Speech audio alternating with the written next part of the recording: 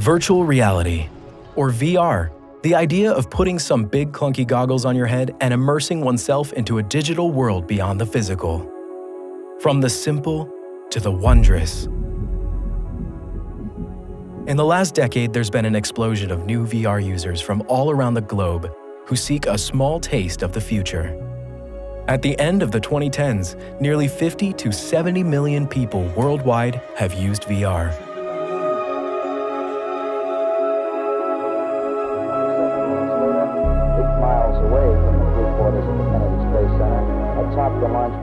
By the 1960s, VR acquired its first true prototypes, with pioneers like Morton Heilig's Sensorama in 1962 and Ivan Sutherland's Ultimate Display just 3 years later, inspiring hardware experts like Jaron Lanier to develop the first commercial VR products.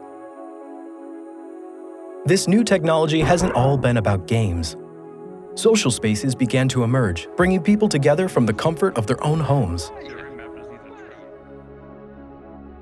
Many, such as Rec Room, Resonite, Horizons, and most notably VR Chat, have been hubs for this social side of VR. This is the next phase of the internet, from the chat rooms and social media posts to virtual space.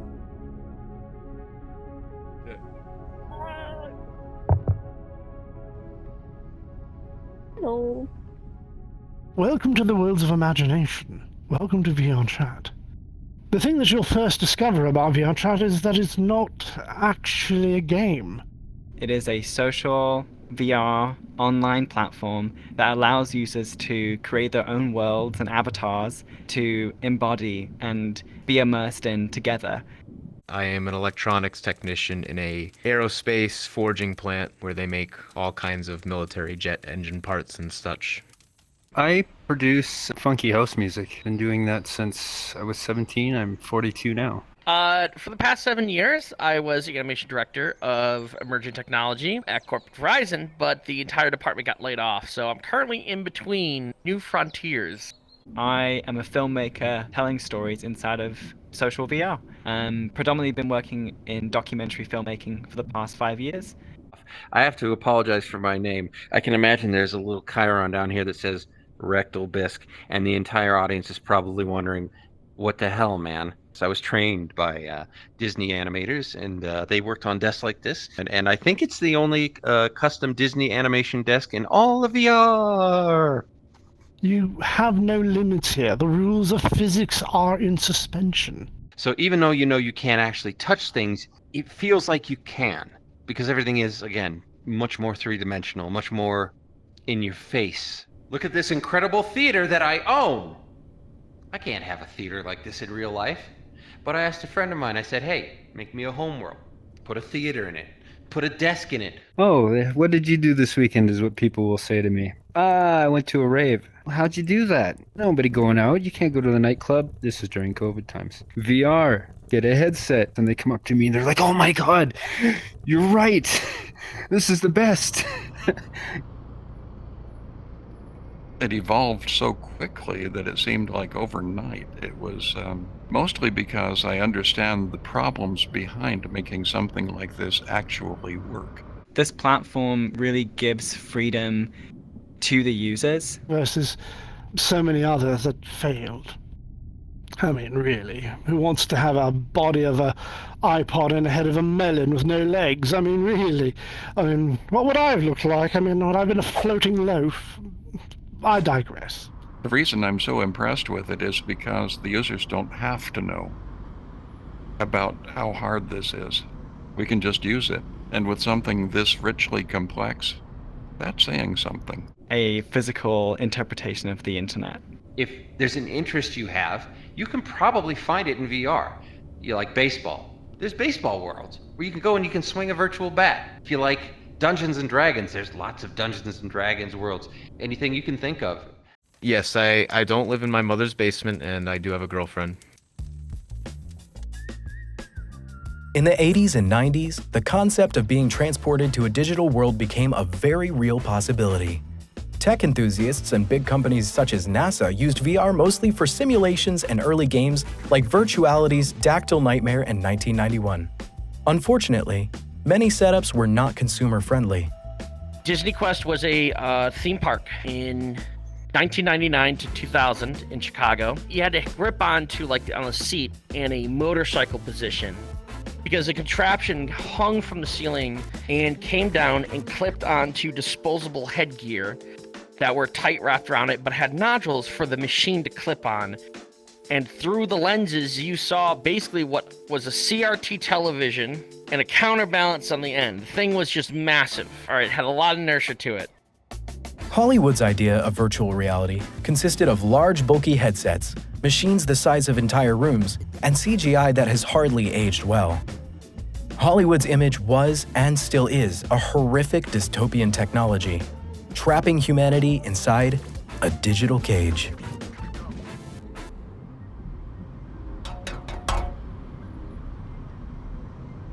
Hi, I'm living in Everett, Washington. I'm currently 73 years old. My early start with programming was on large mainframes because the personal computer didn't quite exist yet. I was Apple employee number 201. While I was working there, a friend showed me his business card, and I just kind of stared at it. It was like, Lucasfilm? Seriously? Turned out they were starting a games group. So one of the things that everyone agreed we wanted to do was to create basically a virtual reality simulation. We actually built one of the first ones, if not the first. It was called Habitat. 5 cents, Pops. The name's not Pops. I just want to find out about this here parallel world. It's called Habitat, but cough up that dough, Pops. No playing games. Jimmy, the name's not Pops. Look, I promise I'll pay you as sure as my name is Valentino. And the keynotes of existence are fantasy and fun, here in a place called Habitat. We worked with the tools that we had available, and our first virtual reality was just 2D cartoon-style graphics. And instead of voice, we had word balloons. We literally borrowed that from cartoons, too. But we had very few users, because back then there was no internet, and you had to dial up to a service, somewhere back east. It was expensive. You basically had to do long-distance dial-up. A few hours of that was a substantial amount of money. You're that guy Lamborghini from Detroit, aren't you? Oh, the name's Young Turk from Poughkeepsie. There were VR headsets back then, but they were experimental, they were expensive, and very scarce. They were in principle like the ones we use now, except they actually used CRTs, and they were very heavy. You essentially needed to have a crane supporting your headset while you walk around. When you look through that headset, you realize there was something very important here. Maybe its time had not arrived yet. It was really clear that that was the future. That was the kind of thing we were working toward, and we always wanted to make it happen. But the games group didn't survive that long. We had only a short run and precious time. I wished I could have done that back then, but I don't think we would have even had an audience. I don't think very many people would have wanted to have a headset like that. The only reason you really wanted to do something like that was because you really wanted to experience the future. It was not easy. It was not something I'd want to do for more than about 5 minutes at a time. There was this thing that it seemed like almost nobody knew about, that seemed like the most important thing in the world. Really, I don't think any of us back then, even the people building the hardware, could have anticipated how far computers would come.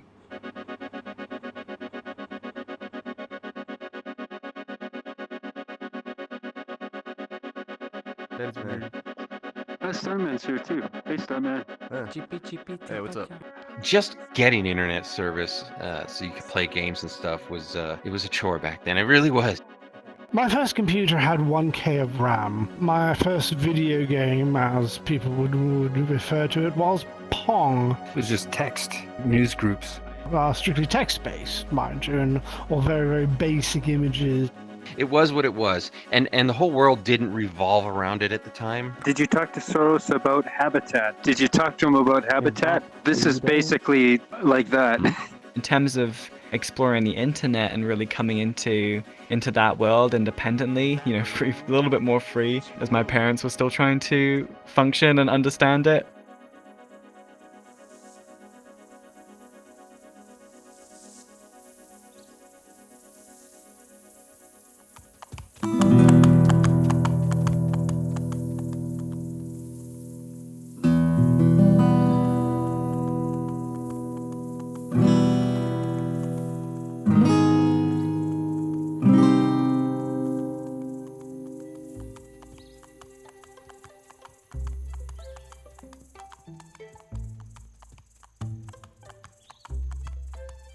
One of the largest and most important aspects of virtual reality remains the avatar.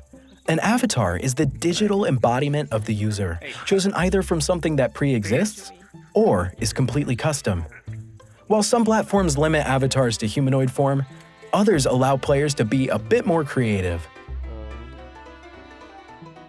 3, 2, 1.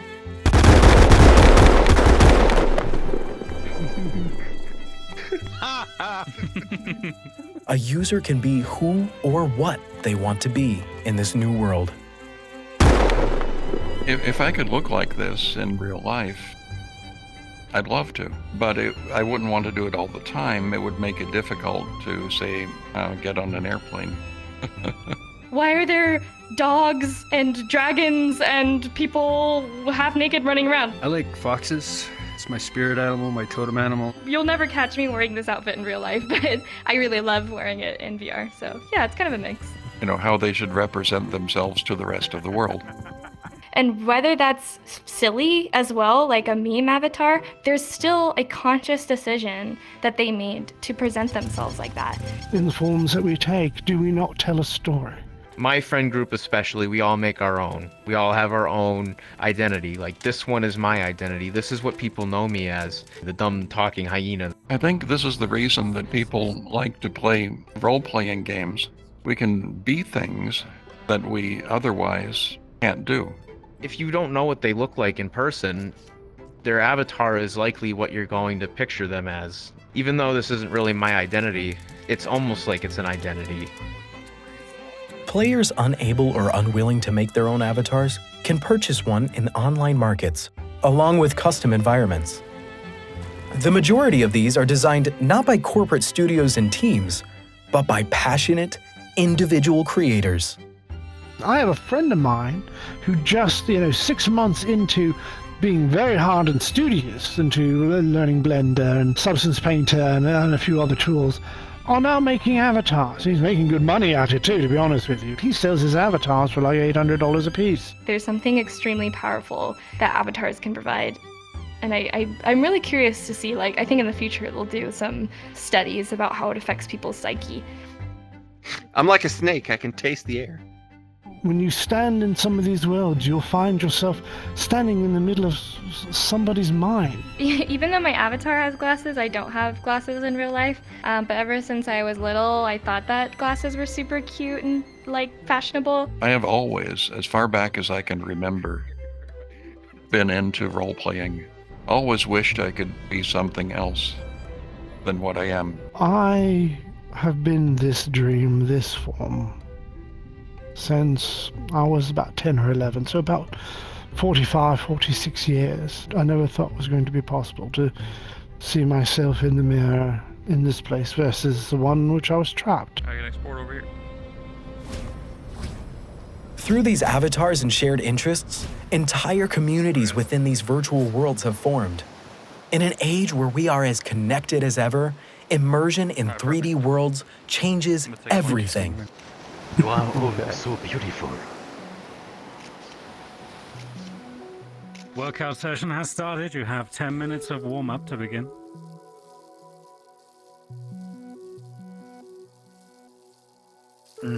Monitor your breathing. Keep it easy. Your cadence should be around a healthy 75 to 85. Me and Karai, we started cycling together because I came on and was like, hey guys, look, I'm in a bike in VR. And Karai was like, how dare you? I also have a bike. I could also do this in VR. And then it was history from there because we started cycling almost every day. And well, 4 years later, I guess now, here we are. And that's how we got started with the group. We just kind of like commingled, and they saw the cycle and they're like, we want to do fitness in VR because, you know, a lot of people were just drinking. And we didn't want to do that. We're not a group of people that drink a whole lot. So we wanted to do fitness instead. I'm allergic to outside. No, outside illegal. wants to kill me. Outside is allergic to me. Karai's over in England, Lucian's over in the Netherlands, and I'm over here in Louisville, Kentucky. Like, we're able to get together and actually do fitness together. But yeah, we're biking. I brought back, you remember the sandwich, everything's a sandwich discussion that came back up? I brought it back up. Again? I reopened Alexa, Pandora's box cycling for fan today. But actually, a tortilla is a pizza, if you think about it, or a sandwich. A tortilla is a pizza, which means that it's also a sandwich. Yeah. There's a lot of things that happened during COVID that made it hard for people to go out and actually be physically fit. So finding a way to be able to bring that to your house in an environment where you want to exist instead of looking at your same 4 boring walls. Like, some people have really cool houses and some people don't, but they have VR and they're able to go to these really expressive, creative places. It's actually motivated people to go to the gym. You gotta train for going to space, right? It's very important. So this is common. This happens sometimes. This is just one of the things that we like. So if you ever wanted to go on a roller coaster but cycling through it, then you can actually do it now in VR, which is pretty cool. And that opens up an entire avenue of people who've probably never even thought about fitness before, now working out regularly every week and losing weight. Your hands want to move as far back as they can to sit you up straighter and open up your chest, make it easier to breathe. And the need for speed. Let's go. I can feel so love it. Push it. Chatting it up, having fun. And then he says, all right, everybody, high gear. Next thing you know, everybody's quiet. Go ahead and get started. We're pretty close just to for getting that, we're started. I starting do want to remind everybody that we do have a 20 seconds filming early. crew in today and a very interesting astronaut attending the sessions with us today. So do be mindful of that and respectful. Get ready, get set, let's go. Pull through with those abs. 2, 3, 4, 5. Try to get that foot all the way up to hip height. And don't 6. hold your breath. Keep your airways 7. open. You don't want to hold your breath. 8, 9, 10, 11, 12. 14, 15, 16, 17, 18, 19, 20, 21, 22, 23, 24, 25, and down. Good job. It is 4 p.m. Eastern Standard Time, which means it has been an hour. Congratulations, you all did fantastic. Alright, I gotta jump out so I can go take care of.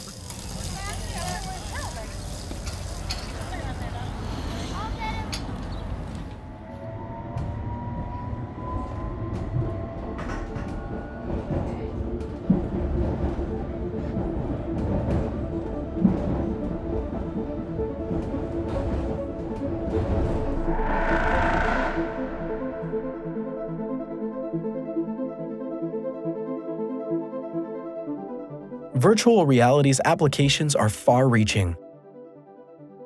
Students from all over the world can learn in a more immersive and interactive environment. Lessons about science, history, and simply put, life.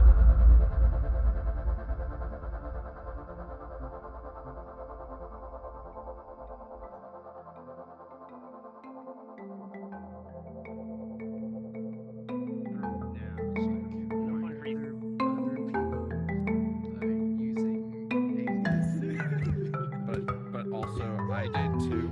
So no. Yes. Is that Bingus?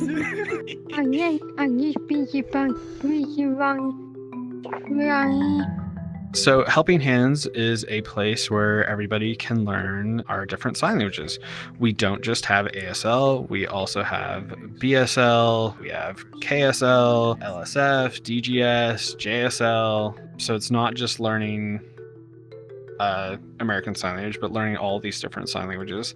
And then you can also learn about deaf culture here. As for me personally, how I came into Helping Hands, I actually came into VR with the goal of finding people who signed. I knew that there must be somebody out there who can sign and in VR, and I was just desperate to find that.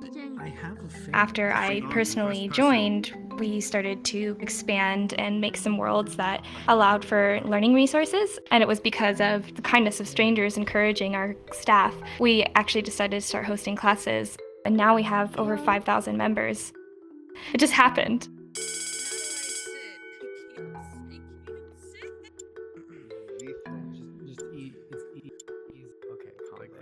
All right, seems like everybody's good.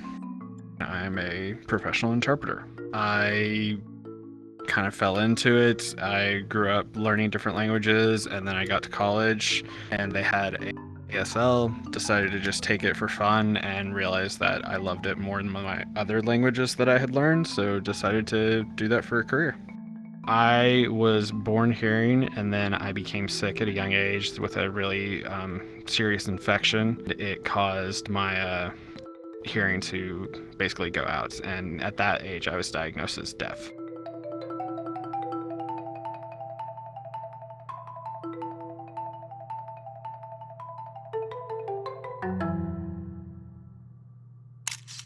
I wish people would understand that deaf and hard of hearing people are, living in kind of their own world. Like, I seen many different worlds. I see the hearing world and the deaf world as something kind of like separate. They're completely different. We've got different cultures. We have different histories. We have a unique experience. Like me, growing up, I went to a mainstream school and I socialized with hearing people. And then my entire family is hearing. I was the only one who was deaf. But then whenever I went to a deaf school, I learned so much. I was able to meet so many other deaf people who had these similar experiences. I was able to learn about deaf culture and deaf history, and really was awed by all that.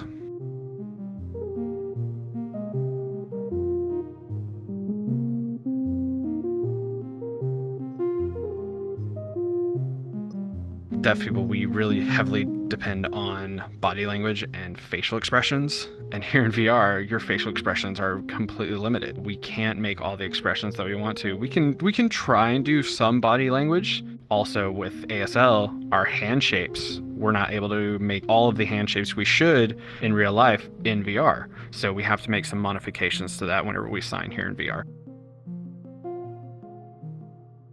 I actually saw a YouTube video of somebody doing fake sign language in VR chat, and I was so upset because I'm like, if this is possible to do this fake sign, then I know it must be possible to do real sign, and I know that there must be people out there who actually do it for real.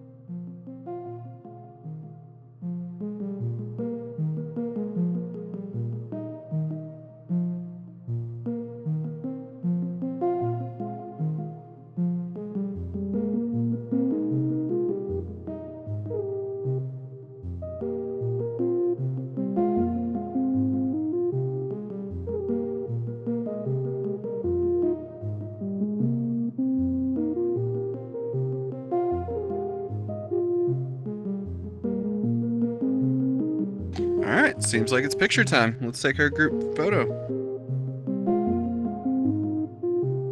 I dare her to do it.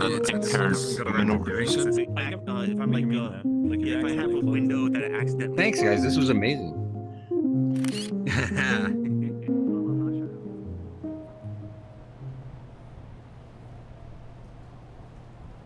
Users here, there's so many of them, and you can really find your niche.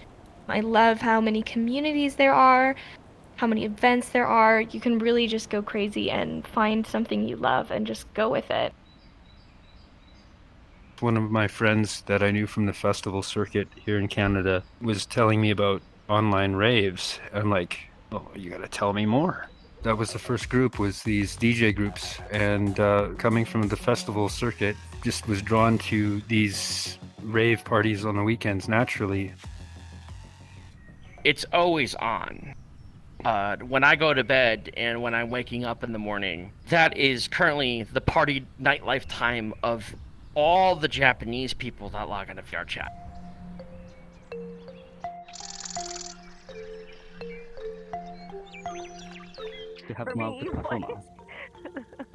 The world we are in now is a typical Japanese rural home. Through the experiences we offer VR Japan tours, we hope people around the world can see the connection between Japanese culture and the Japanese spirit. It's fine. It looks fine, I think.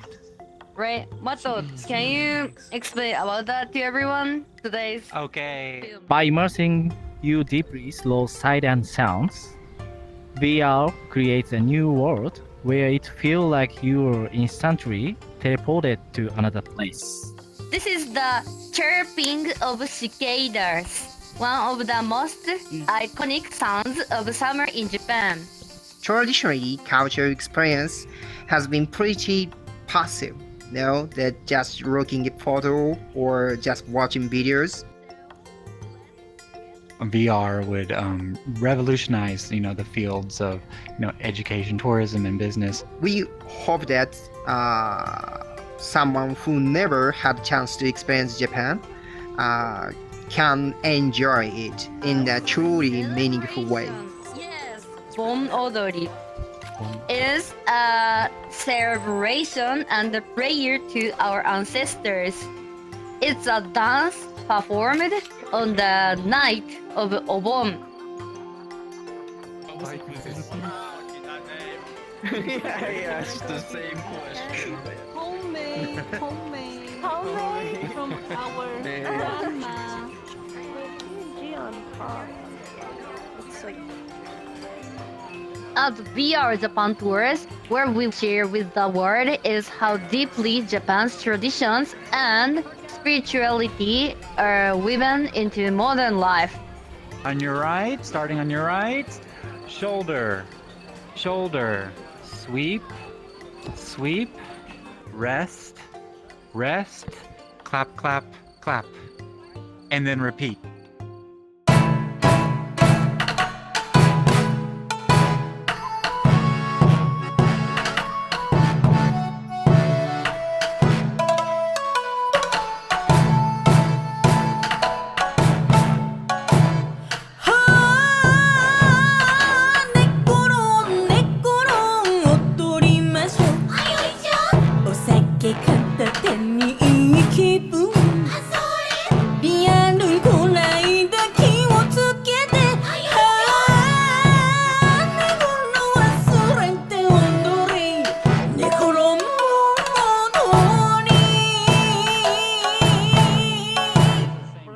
I could not do that. Nice. I think he's got it. All right. There we go. Yay, genius. Yay. Thank you to everyone who participated in the Bon Odori dance. Did you have fun? Yeah, you can dance together with the Japanese people. Yeah, congratulations. Yeah, let's go.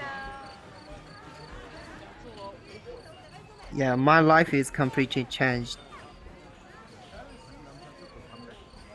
Starting VR Japan tours, I have a lot of friends with United States, European countries, or other around the world. Every day is changing my spirit. I feel it. I feel it. We are the fun tour. Please. Yeah, we are the fun tour.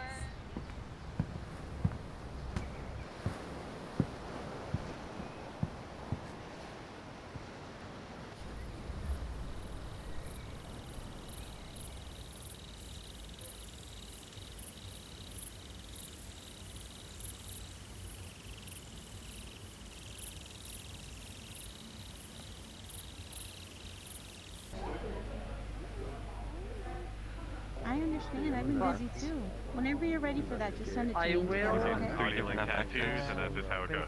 Has the VR chat highlighted as a feature today, but I was pleasantly surprised at how many people were just like okay with this.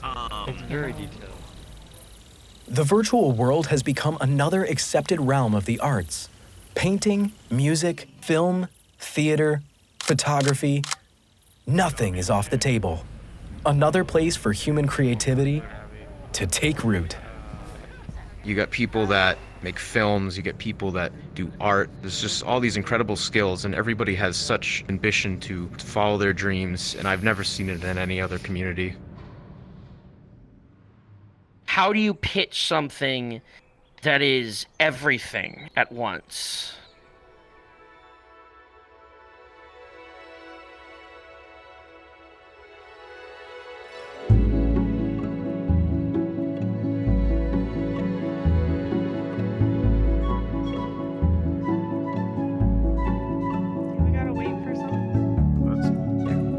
Just picking up the colors so I don't have to run up here if I need them later. Yeah, look, I spent a lot of time thinking about puns at work that day. That's a good one. Like, I gotta song lyrics, sayings. Oh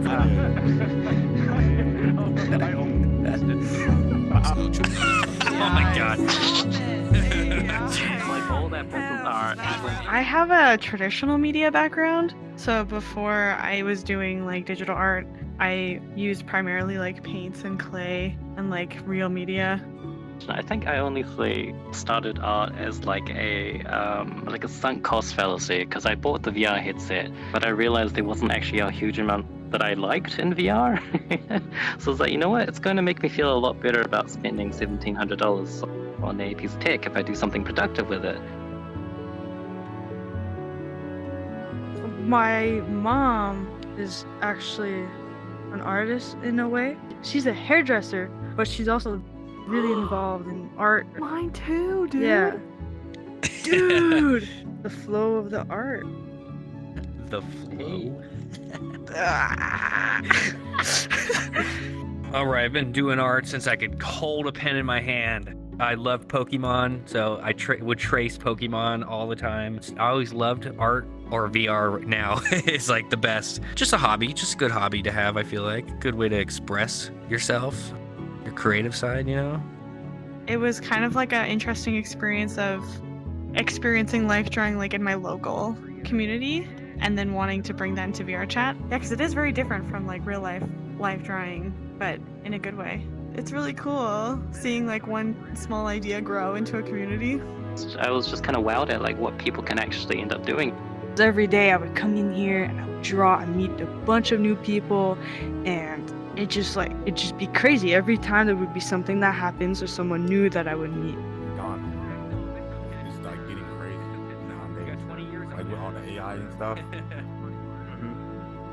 So you can really just like doesn't get too out of here, you know what I mean?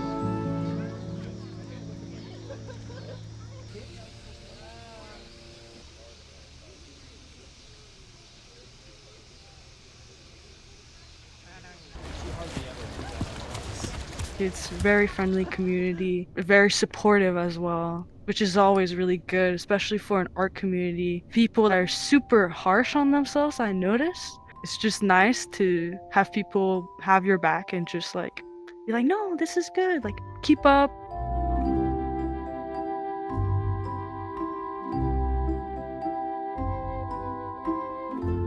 So I made this avatar and my name is Benito. So then I put a fish on the head, and now the fish is like the me that's in virtual reality. Like I am the fish. So I feel like it lets me access parts of myself that are like maybe more naive and more playful and a little more empty-headed. IRL, I have to look somewhat professional. It's cool to like loosely kind of be like me a little bit, but like, you know, I don't have face tattoos. I don't have any tattoos.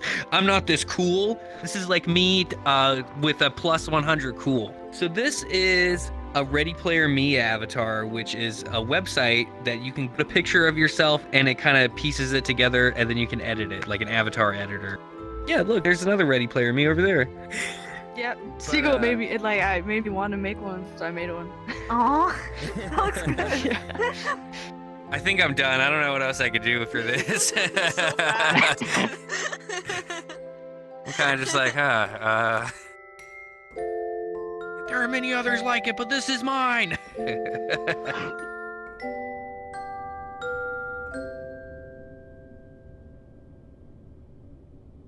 Need to get right back to the center. Oh god. Oh, my camera's out of control. Okay, here we go. Last one.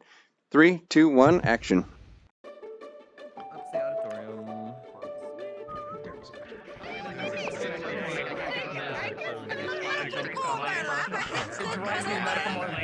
Okay, hello everyone. We'll be starting in a minute, so feel free to get settled.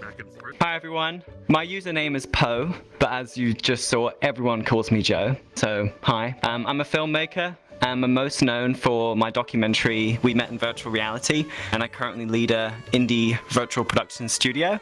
There's a growing film community right now, and people are doing really incredible things. Lots of film premieres in VR. The general understanding of what filmmaking is, just in another reality. It's quite a mix. You end up with a mix of different aesthetics and art styles. You have a lot of amateurs getting into it, which is very nice. Movies and films, memes and short form content like TikTok, as well as documentaries. And it has its own format. It has its own flavor. In 3D worlds with 3D avatars. And I'm standing in VR with them, holding a virtual camera to really immerse myself in the moment and direct the cast in a really organic way that you would also direct in the physical world. Even if they can't use VR to make a living making films, perhaps they can use it to get a foot in the door in the industry. You have an entire generation of people that are now learning how to make these things. There are a lot of people making content in VR right now that's very professional. I have not taken one class at all of filmmaking or any cinematography. All of it is self-learned, self-taught. And having this giant community, I found all these different people that have their own specialties and are willing to help out with each other. That's probably one of my favorite aspects of the platform, definitely. I think VR is an incredible vessel for story that we're still figuring out and we're still finding uses for. VR content is currently in its awkward teenage years. It's still trying to figure itself out. It's like a toddler drawing on walls. It's all chaos. They don't know what's fuck going on. They're doing everything. They're trying everything, see what works. When you're filming in VR, there are a lot of limitations. Bad internet connections. You're working with people from all over the world. So if you have an actor from Russia and you have an actor from, I say, Kentucky, and they're trying to do a scene together, you've got delay, and sometimes it doesn't sync up right, and so you have to do multiple takes until you get it right. It would be nice if we could have an entire functioning filmmaking economy within VR. Maybe the technology will evolve to the point where that will no longer be an issue, and if it is, I'm all in. You don't need a huge amount of planning and technical ability to make a film. You just need inspiration and an idea, and I encourage you all to just follow that and take it and get jamming. How does it work? There's some tungsten dioxide over here, and that's what all these numbers mean. And cut. I've been lucky to film and be a part of so many different communities in this space. This is the award that I'll never get. The prefabs world building community, the Helping Hands educational community, Virtual Dance Academy. But I could go on about the hundreds of different communities that exist in VR chat. There are so many to talk about and rave about.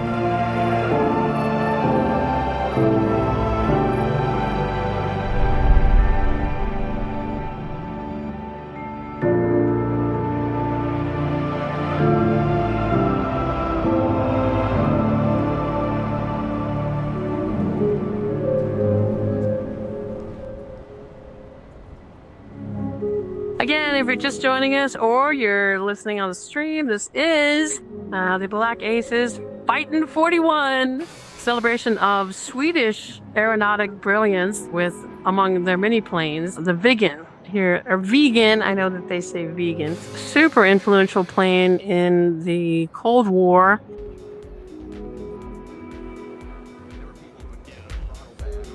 I maintain and crew helicopters, the UH-60.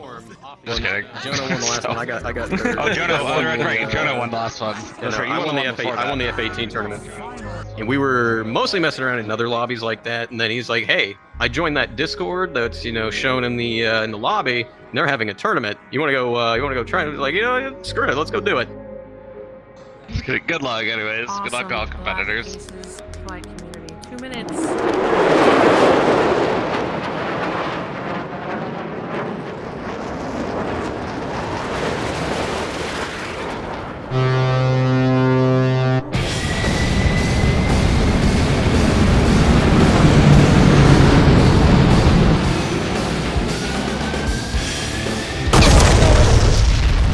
What happened with that? Spatu, and almost.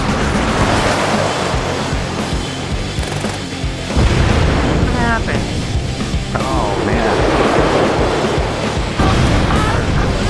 Hit the road, Jack!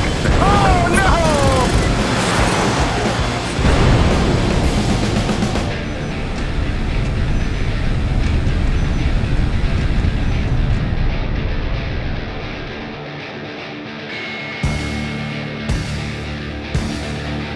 Final match. Final. CDR versus PK. Final. This is it right here. Got some cheers from the crowd for CD. Oh no, here he comes. Here he comes. Here we go. Nose on. Shot.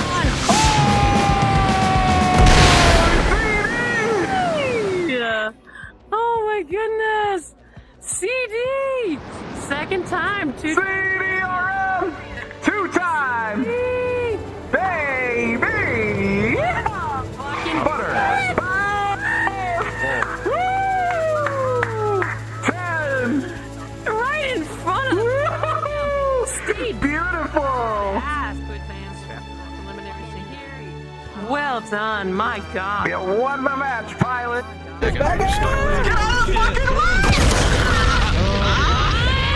Let's go.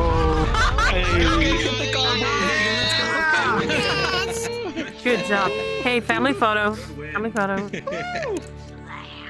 Alright. So good. Just frozen like that?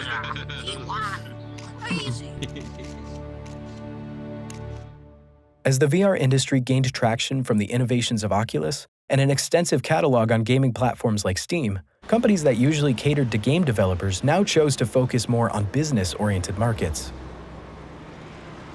Facebook rebranded itself in 2021 to Meta Platforms, hoping to secure dominance in a seemingly undervalued market. This corporate titan took a large gamble on the potential of the VR industry and named its new world after a term coined by science fiction writer Neil Stephenson: the metaverse. Big companies who are trying to step into this arena, like Meta, probably the most obvious example, but not the only one. As Mark Zuckerberg goes on to other pastures of new technology corporate buzzwords. Because when you get corporations involved in the metaverse and an art project, it all goes to shit. At HTC, our mission is to merge technology with our humanity. Business. VR.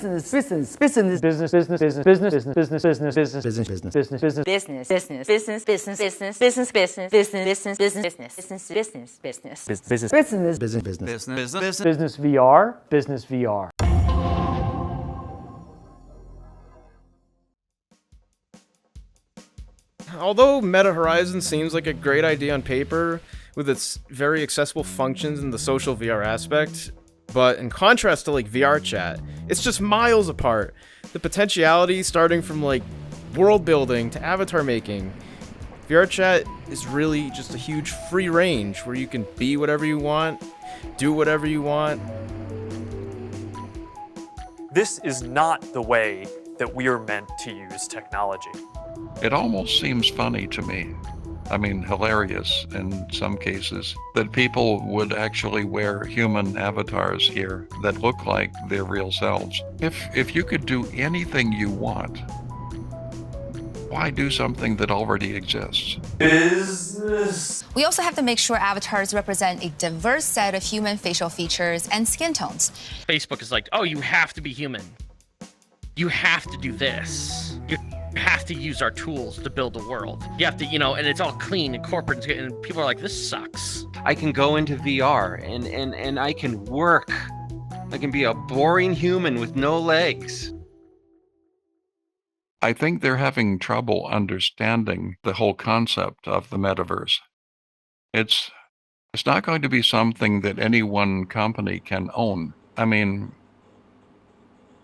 who owns the internet? 90% of the people I know all hang out in here, and this is where I've gotten the most out of my VR experience.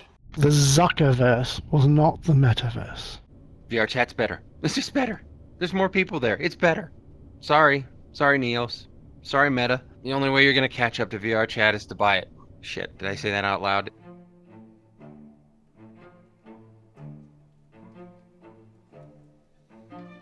I hope the future of VR isn't completely taken over by business, but we know how business runs, and inevitably money wins.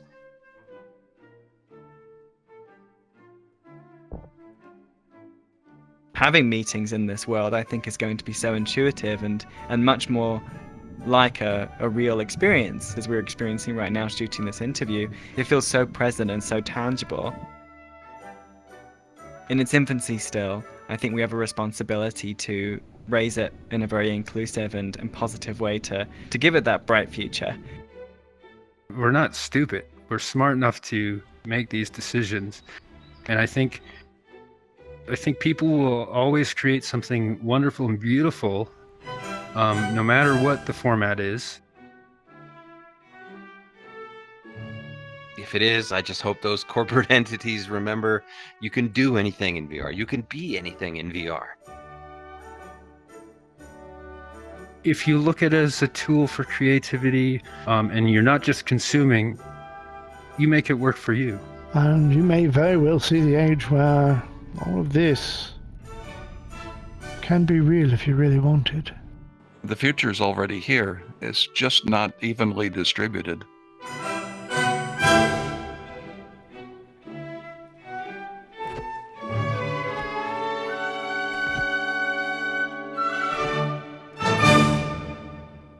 Why would you want to just utilize it for work? But if you have to utilize it for work, maybe get some legs. Mark, talking to you. Meta's vision of connecting the physical and virtual worlds inside the metaverse is fleeting away. Meeting and working inside a VR space limited to a human avatar and only accessible through a Facebook account was a total disaster for the company.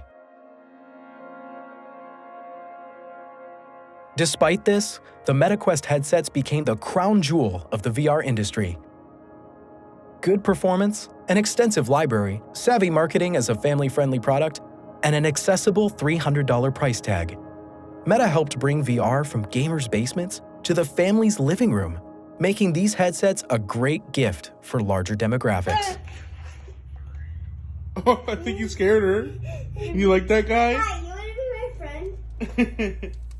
I've shown both my father and my mother VR. At first, they thought it was very strange that I would stay up almost all hours of the night, having a big toaster strapped to my face. Well, the funny thing is that my wife gets into VR, my daughter gets into VR. I mean, obviously it's not for everyone, but they understand it and they think it's really cool. It was so important to me that I showed my family what I was doing because my career really was based upon it. I'm going to do an impression of my dad with the headset on.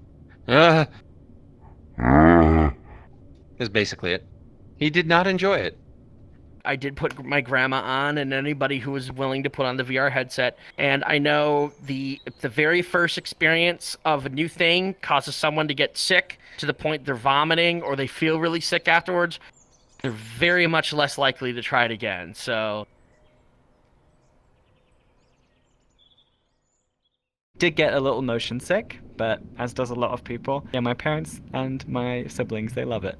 And I'm very lucky that they were very supportive and really excited by it all.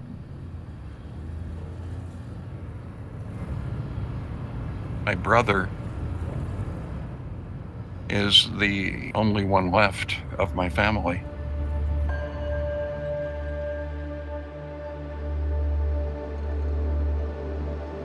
I had to keep encouraging him to try it until we finally met here in VR chat.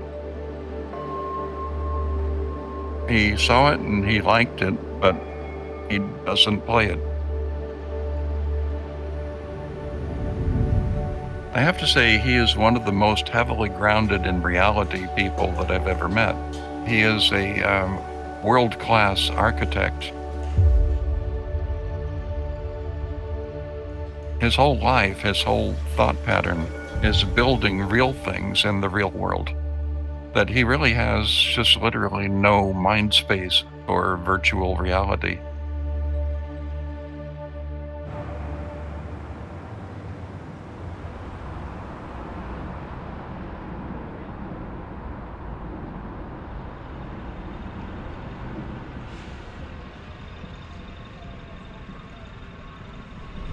If you think about it, everything that's true of virtual reality is also true of dreams. We can transform, we can change our shape, we can teleport, we can fall and not be hurt.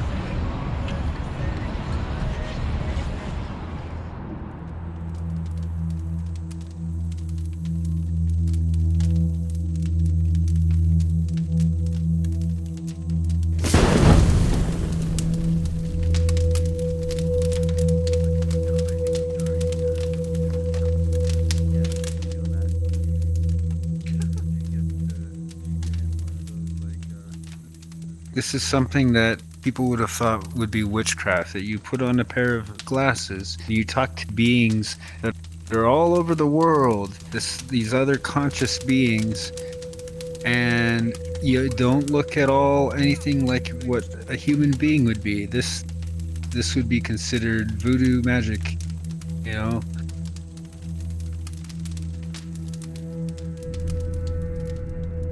VR is the ether.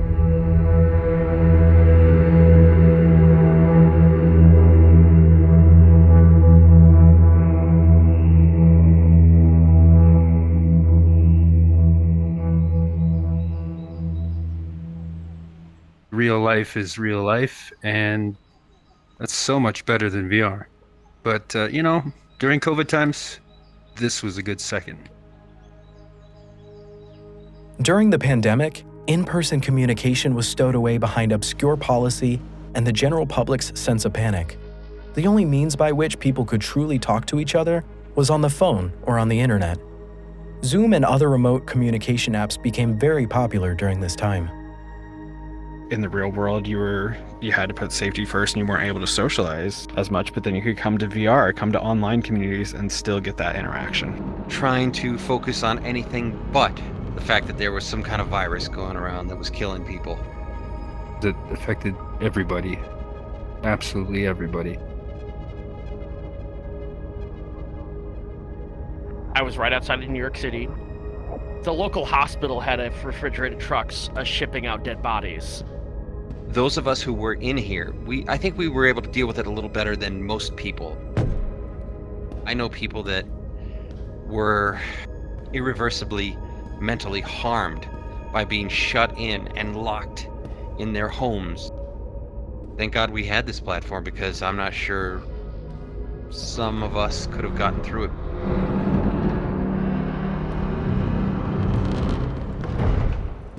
I think many people were escaping the pandemic through VR. It was such a safe haven to come to. You're locked in your house and you can't get out and do anything. Even if you love being inside, it's not good to be cooped up, you know.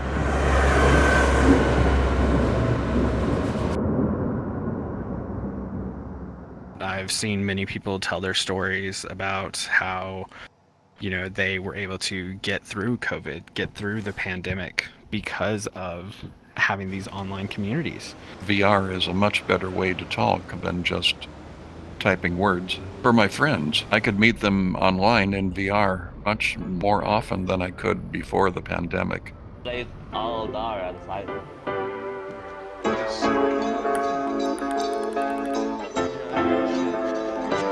That's gross. Oh, I can't. This is the small thing. I had my gym in VR chat, danced, went bowling, played D&D every Sunday. Bowling alleys, bars, music theaters, places to go to concerts, all of that was gone. And people turned to VR chat to fill that niche. They basically lived here. It was a party, but it was one of those parties where, there was always the underlying of what your daily life was like with everybody being so very fearful.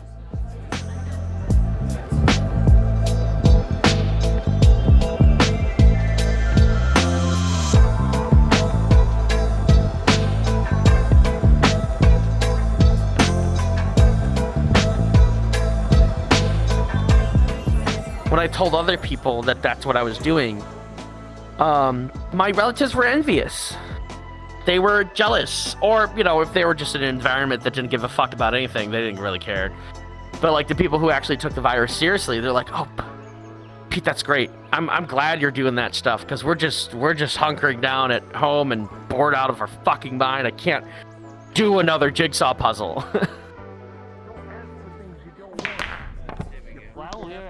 I came into the pandemic whilst making a documentary series called Virtually Speaking.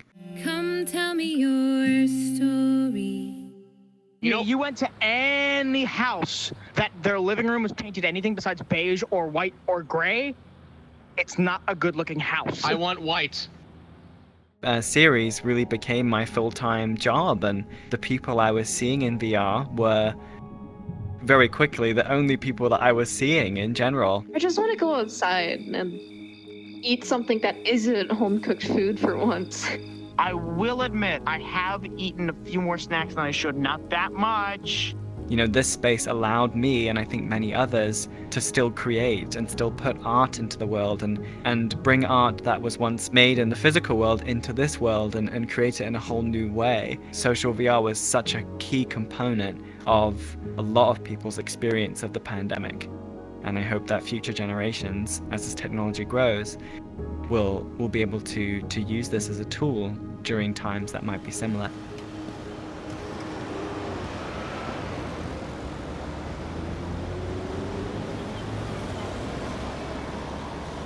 One of the most profound things I've ever experienced in VR was seeing a friend's house in New York that he had photo scanned, and he went through and showed us all these cool antique things in his house. His house is literally like a museum.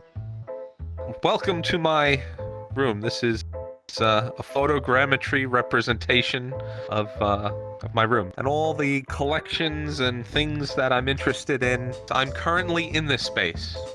In VR and in real life. No one else really gets to see this, but using photogrammetry in VR, I can share this with everyone. Each item that you hold in your hand is a connection to the past. eBay, auctions, flea markets, garage sales, some of the stuff I've gotten through family. I took a video and I went around each object with my phone, and then I sent that video to a friend of mine, and he was the wizard behind the curtain who was able to do the magic. Most people are fascinated. Most people are, looking around and poking and asking questions. He went over to his record player and he put a record on, and he stood beside it in his play space, which matched the photo scan of his house. And then he started cranking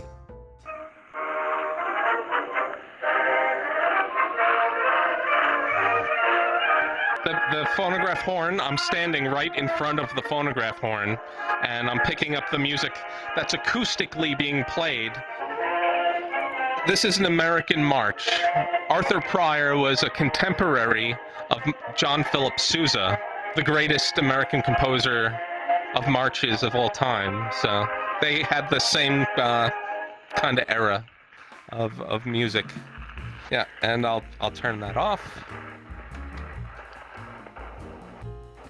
Okay. It just blew my mind. I have memories of being in a real place that I've never been to. If I ever went to go visit this friend in real life, I would know where everything is. It's all a journey in time travel. You know, whether it's through art, the written word, music, it's something that brings me back to another time. This is the first, we can say the first VR headset, the stereoscope. You would take these cards that had 2 photographs on them, just slightly apart, and you'd place the stereo card into this slot here and look through the eyepiece, and you would witness an image in 3D. So technically, this could be considered the first VR headset from around 1900. That, during a time during COVID, is so powerful in the sense that you don't feel like you're trapped.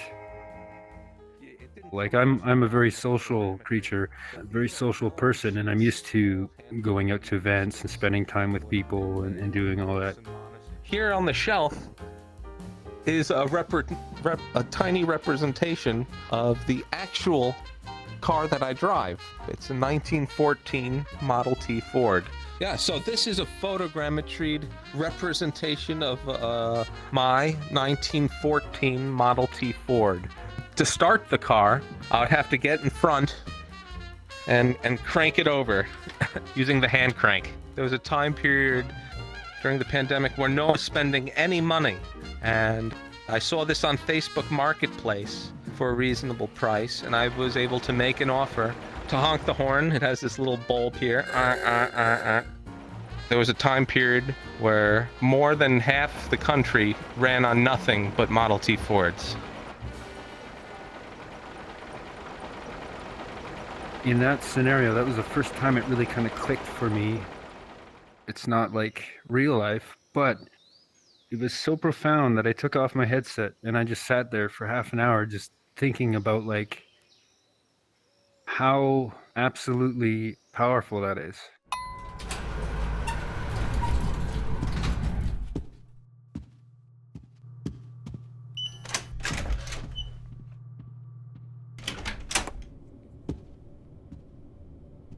Those who dove headfirst into these virtual worlds often received a forget-your-worries kind of party atmosphere, relief at a time when the physical world was on standby. In 2021, the number of VR systems sold nearly doubled.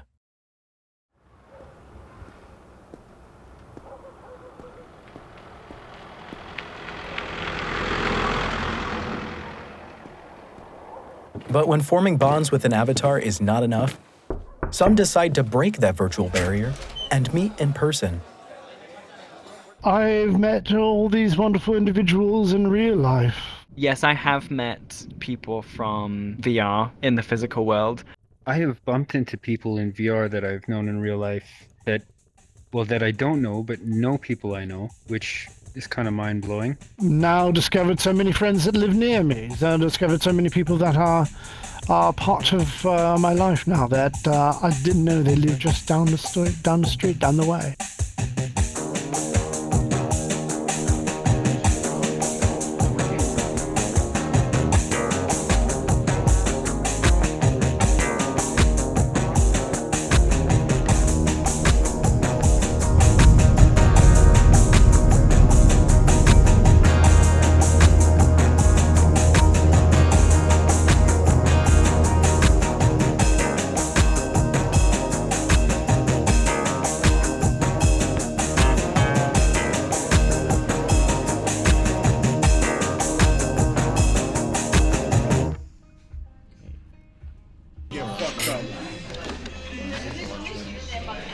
Sounds pretty good. I'm surprised they don't have like sandwiches, breakfast sandwiches. You can say yes. You can always tell the quality of a place by the quality of the coleslaw. Yes. If they have good coleslaw, you can count on everything else being good. It's actually kind of weird. You know who they are, you just haven't like met their actual physical body. But especially if they have VR, all of their body language and gestures and their, ways of nonverbal communication still come across. The perfect spot. The perfect spot. Good night, guys. Give us a tune. It was a lot different of an experience than I was expecting it to be. At first, I was very nervous. I was kind of like, what if they don't like how I am in real life, even though I basically am exactly the same. One's got olive, one's done. That's just a lot of things. Chicago style pizza is just cheese casserole. That's all it is. It's literally cheese pie, cheese casserole. That's Chicago style pizza. You're calling Chicago style pizza cheese casserole? Fuck you! Fuck you! It's not cheese casserole. It's cheese casserole. It's an artisanal deep dish pizza. Cheese. Look at all this cheese. Yeah, one Look up at with the this cheese. All this crap. This is how you eat a New York pizza, right? We got a piece You of fold it, you're on your way, you're on your way, and you gotta eat it like this. We're right next door to the subsidized dairy industry. What do you expect from us? You know, there's a few people I've met in VR that I've known in my city, but they're not the kind of people I would hang out with anyways. If I did meet chill people who were decent, I wouldn't be against, meeting up with that person if I had known them long enough. Yeah. I was so lucky to have met the entire cast and crew of my first feature documentary, We Met in Virtual Reality, as I was touring the film in 2022. I was able to bring everyone together in the physical world, and it was an incredible experience and a moment that I will never forget. Meeting everyone that I'd known for a year and a half inside of this world through avatars and through anonymity. As for sharing who I am as a person, I really only do that with people I've known for, like I said, 2 years, 3 years or more. I'd gladly go knock on the door. Hey, let's go for coffee. The most precious aspect, in my experience, in terms of that transition, was you get to really know the person all over again, and you get to see them in their physical form and in their most truthful persona.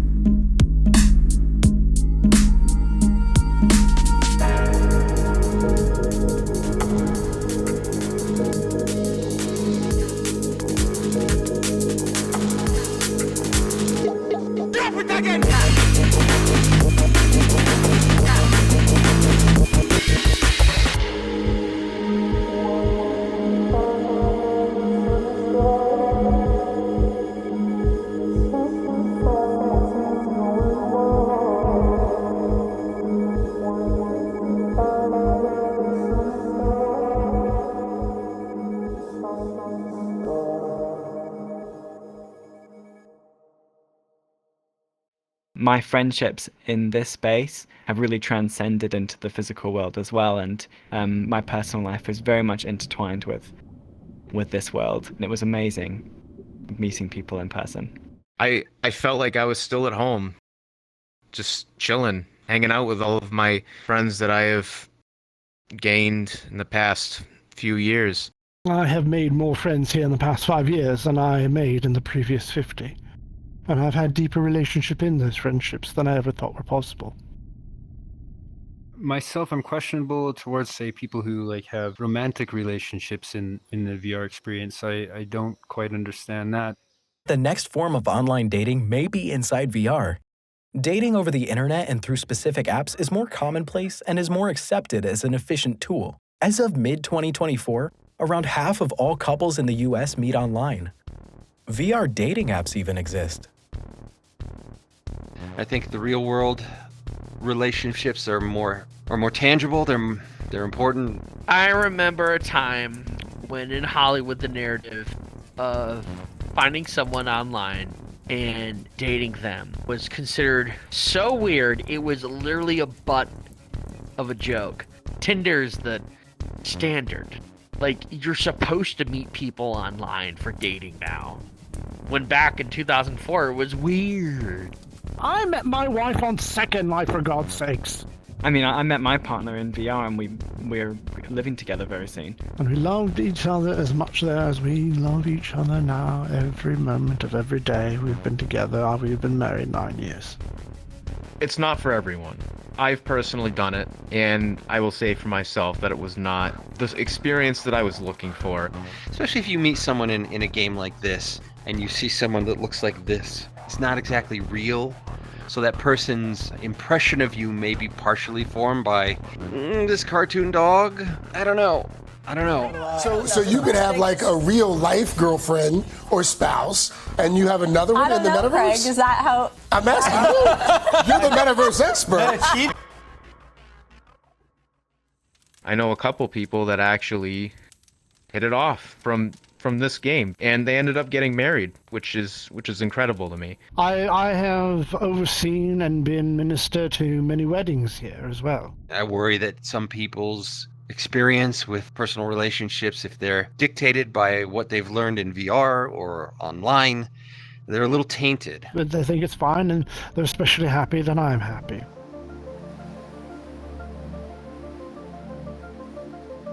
Friendships, I do understand that.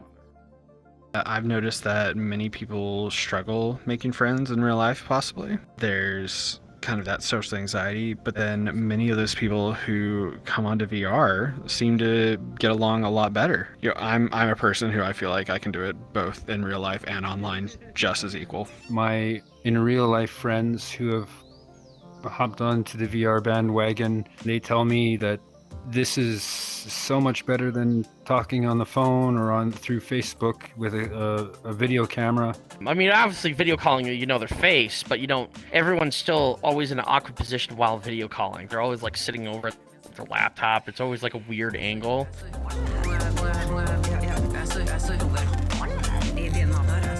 I've met a lot of really great people that I would have probably never met in real life. But I'm really glad I met him here in VR. I think that's where VR really transcends other forms of social media. It not only allows you to make incredible friendships and communities in person, but it's about embracing those relationships into your physical existence as a whole.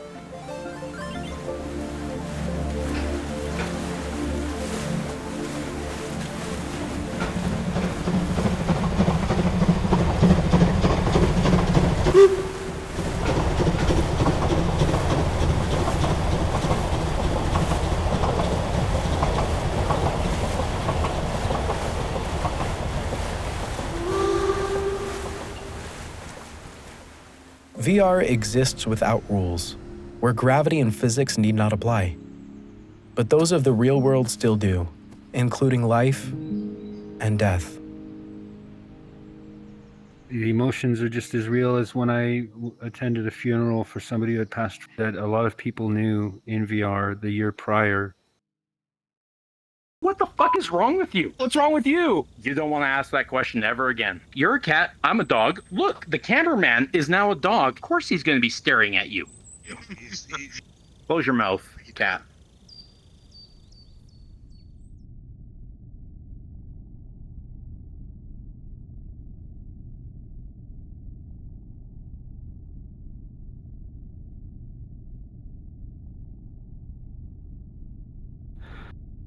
While we have enjoyed and laughed together, we also grieved together here. It was probably most visible when we had our funeral services for Glade. We made him a whole world, complete with a coffin, statue, church seats, and we had a pretty emotional goodbye. That funeral, even though I'm there up at the podium, in a dog avatar, all my friends are dogs, representing themselves as dogs. There was about as real as you could get, without physically being present. I miss him so much. He was a really good friend. He was a brother. And it's not fair that he's gone. It isn't fair. That's the thing they never tell you. Family isn't something you're stuck with, it's something you choose.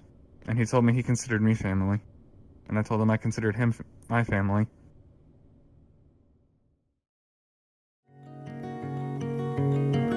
This person's usefulness and everyone else here decided to join us a little better. He's here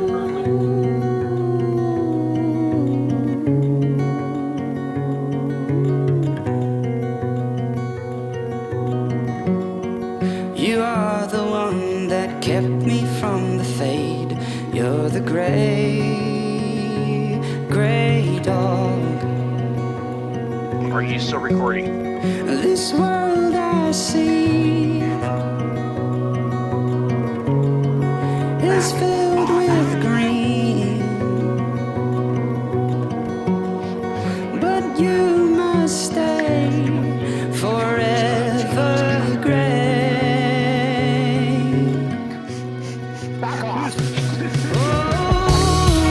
You comfort me. I'll be with you. You sing for me. I'll shelter you. Oh, you great. We sang our songs with friends and company in the gray fog, gray dog.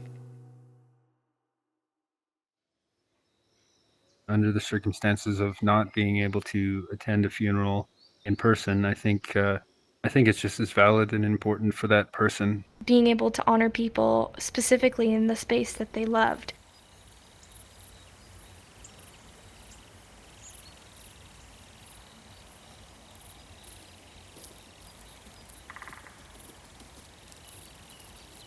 The best way I could describe it is if every single day, you on your route to work or to school, every single day you passed by a beautiful flower and it was always in the same spot, and you knew every single day that flower would be there.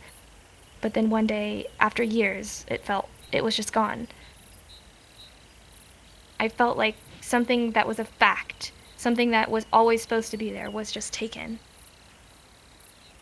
Again, there's that odd, emotional, and simulated worldly disconnect between the real world and the virtual world, but the hurt, it's always the same.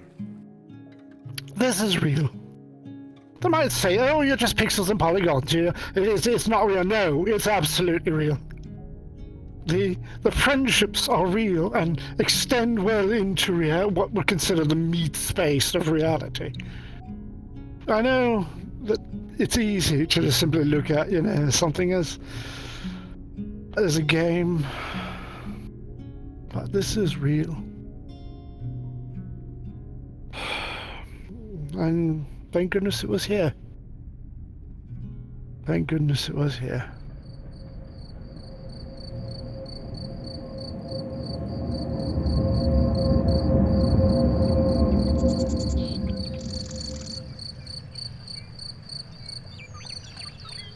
Debates continue over what direction the future of virtual reality will go. Whether VR stays primarily in the entertainment realm, or becomes as ubiquitous as our smartphones, involved in nearly every aspect of our lives, is up to the creators and the consumers. As detailed as this world is, and I think this is one of the best detailed ones that I've seen, it has a long way to go before it can be mistaken for reality. I do not think that virtual reality will ever surpass actual nature. And if it did, that would be a sad world to live in. A lot of what we do is sit in front of a phone, looking at social media, scrolling as fast as we can to get to the next thing. It causes an intensive amount of anxiety for people. No, I don't think it'll ever be superior to reality. Because, you can smell stuff in the real world, and no matter what you do, you can't smell it in VR. Some say tech like VR is a first step to extending the human body and consciousness beyond the natural. But many see VR as nothing more than a source of amusement, or perhaps a tool. In the future, I would say in about 100 years, if we are to become an interstellar species, we had better start thinking about, transhumanism. Giving up the physical body in the sense of meat. But there is a way to sort of train your body to accept that what it's looking at is you, it is part of you. The best thing about this whole experience, I'm tricking my body into thinking that I'm here right now. I don't feel the warmth from this campfire. But if I wanted to get more immersed, I could set up a space heater physically right here in my living room, and it could pump out some heat, so then I could get more of an experience of this fire being physically there. With the newer headsets, they keep getting more clearer, higher resolution, closer to how real life looks. There's still no way in absolute hell you could have a VR headset is equal to being out in the nature, being outside in, like this kind of environment with a fire going, fireflies, cicadas, crickets. There are certain things we can do. Don't get me wrong. There are certain things that we will be able to experience. Sensors of touch, electric fields, motors, air pressure, force feedback, things like that. Those are going to be things that are going to be within the next 20 years fairly ubiquitous. One of my friends wanted to host a pizza party. We're going to cook pizza. Frozen pizzas or whatever, but we're gonna have a pizza party in VR. But then they found a pizza parlor world for us to go to, so we all started cooking our pizzas in our own ovens. Our homes were smell the pizza, and we eat pizza while wearing our VR gear. And it's one of the most immersive experiences I've ever had. And the greatest thing about it is that when you're done with the experience, there's not this long drive home. You just take off the headset and boom, you could just leap into bed. And it's something I sort of train people on from time to time. But it doesn't work for everyone. But there is a training regimen that does allow you to begin to make the connection between the physical form in VR to your actual physical form. You absolutely can have some really amazing experiences and feel that you're being touched. That detox of being able to get away from the computer, that is very critically important.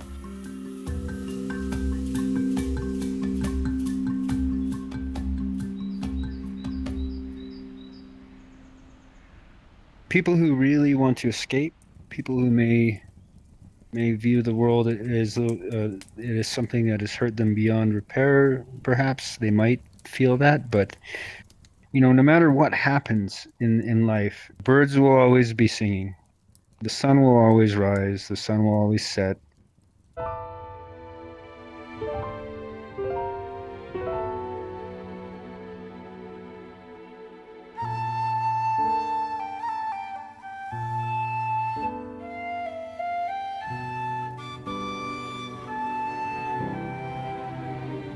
There's always going to be beauty in something. If you look for it, only if you look for it. If you're looking for dark garbage and all that, that's all you're going to find in this life, and that's all you're ever going to find. It will reveal itself to you in ways that will blow your mind.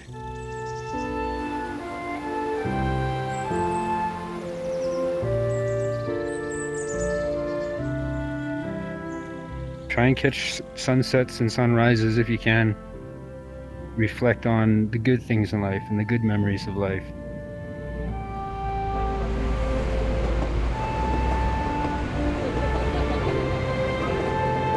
My favorite part of nature is the fall. I love the fall, and I love going into the fall worlds in virtual reality, but it will never be as good as going outside when the leaves are falling.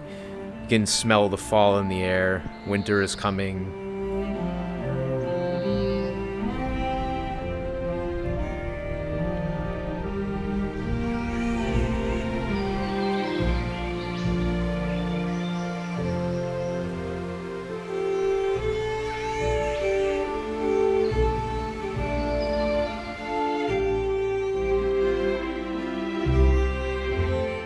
VR is basically the artist's painting. You know, in the same way that when you go to an art gallery, VR can be it's just another painting.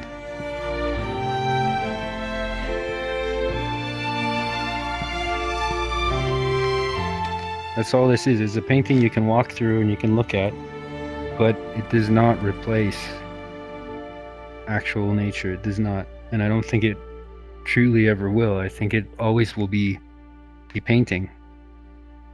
You know, an artist's painting.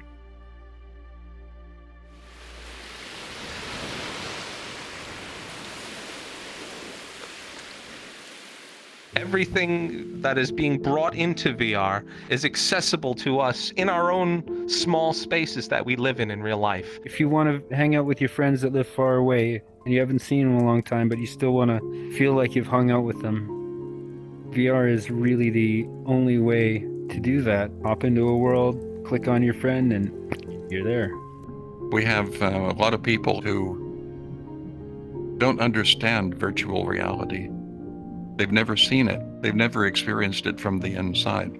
Until you do, you don't really understand what it's about. We've got something extremely special here. You'll go, why haven't I been here? Why haven't I seen this? It's honestly play.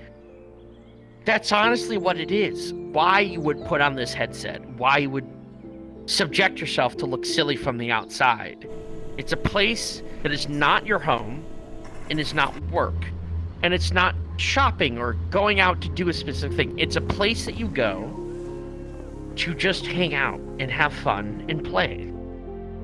This is going to continue to be a problem until VR becomes so simple that it's like putting on a pair of sunglasses. It's just getting started. This is just the beginning. If they have an opportunity, they should try it.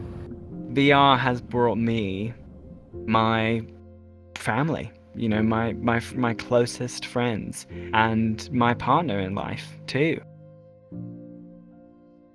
But it's still reality, and we're still human, and we're all people. I don't know how you encapsulate all that is possible here in a single word. That is something I've been thinking about for decades. The word I would use is dream. VR is endless in creation. Making sure I got the spelling right. Adventurous. Amazing. It's simply amazing. Immersive. Bottomless. Experience. Enchanting.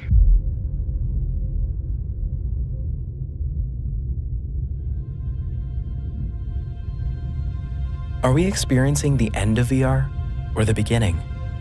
Has the public moved on from virtual reality? VR's innovation rests at a quiet standstill. Many say the party is over.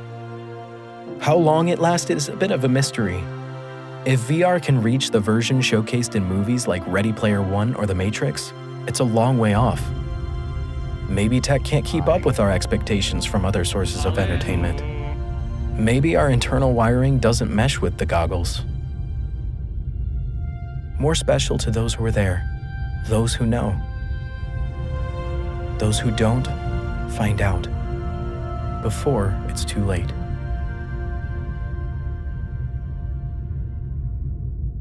The VR explosion in the late 2010s reignited that sense of technology always innovating.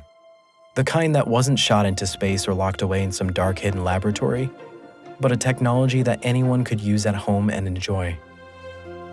VR, an unexpected oasis of enjoyment, community, and often serenity in a chaotic, troublesome real world.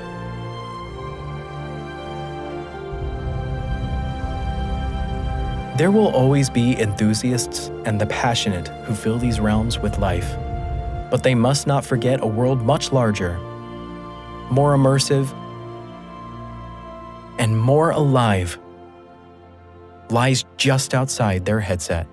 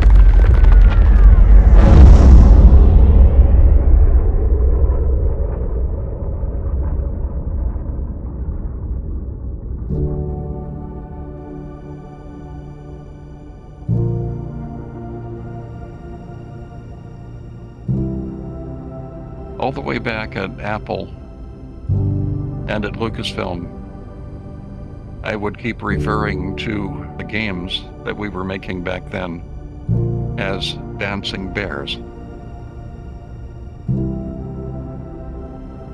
The marvelous thing about the dancing bear is not how well it dances, but that it dances at all.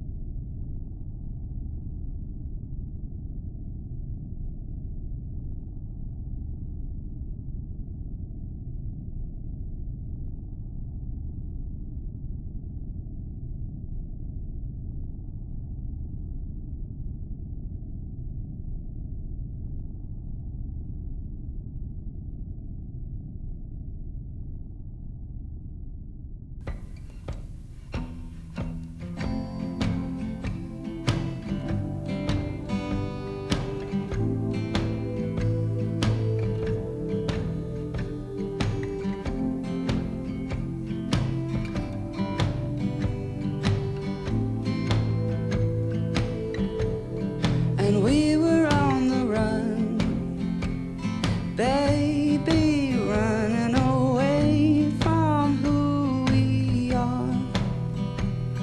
And darling, today, maybe I could have had a change of heart by now. But you're the only one I needed, so I cried.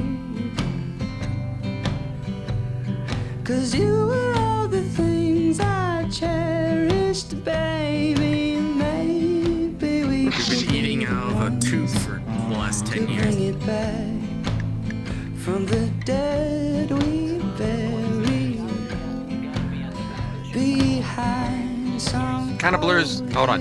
Hold on. I'm not done. I'm not done. Not done. I'm not done. On the plans Here, I you're keep making sandwiches when I go to the park. behind a coated road, falling today. I'm gonna. Well, that's really crazy. I could have seen This way I can see you the tips. smiling, but I might This character, Boyo, is a funny lad. be on the Making a feature documentary. Oh yeah, of course. It was my body. 'Cause you were all the things I needed. Oh, and it seems to